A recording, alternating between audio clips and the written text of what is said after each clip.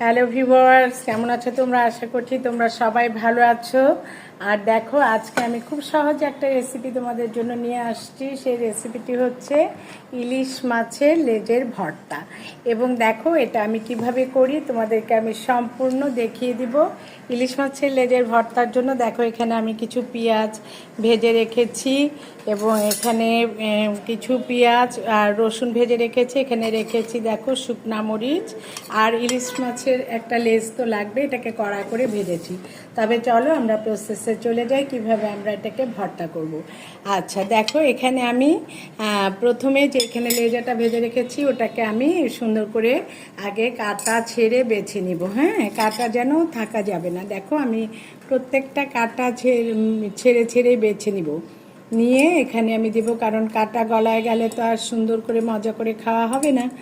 আর দেখো, এভাবে বেছে যেন একটা কাটা না থাকে, এইভাবে বেছে বেছে আমি রাখছি। আর যদি কড়া করে ভাজো না, তাহলে দেখবে যে কাটা কিন্তু থাকবে না, দু একটা থাকবে, ওটা তোমরা হাত দিয়ে ছেড়েও নিতে পারবে।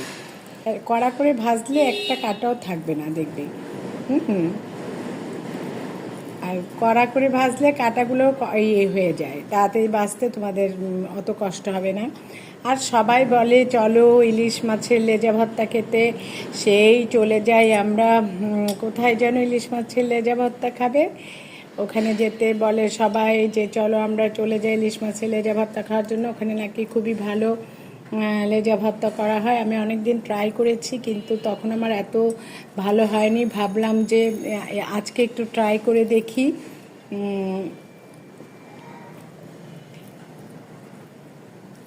ইলিশ মাছের লেজা ভর্তা খাওয়ার জন্য মামায় যেতে হলে এটা তো আমার জন্য খুবই কষ্টকর হবে।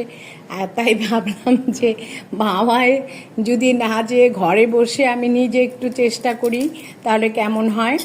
দেখো, আমি এটাকে কিন্তু একদম মাঝখানের কাঁটাটা দেখো, আমি তোমাদেরকে দেখাবো। মাঝখানে কাঁটাটা দেখো আমি ছাড়িয়ে নিয়েছি, এবং একটা কাঁটাও আমার এখানে থাকবে না। কেন? কারণ একটা কাঁটা থাকলেও আমার বাসার লোকজন তারা এটাকে খাবেই না। যেটা যে কিছুই বলো, এই শুটকি বলো যা বলো, সব আমি পাটাতে একদম নিপাস করে বাটি। কাঁটা থাকলে কেউ তারা এটা ছোবে না, এবং আমার কষ্টটা একদমই মাটি হয়ে যাবে। তাই দেখো বন্ধুরা, আমি তোমাদেরকে একটু সময় নিয়ে আসলে দেখাচ্ছি যে ধৈর্য ধরে যদি তোমরা কাজ করো, তাহলে দেখবে যে ওই জিনিসটা খেতেও ভালো লাগছে, আবার তোমার করতেও আনন্দ লাগছে। হ্যাঁ, আমার বাছা হয়ে গেছে প্রায়, কারণ মাঝের কাটা তো নেব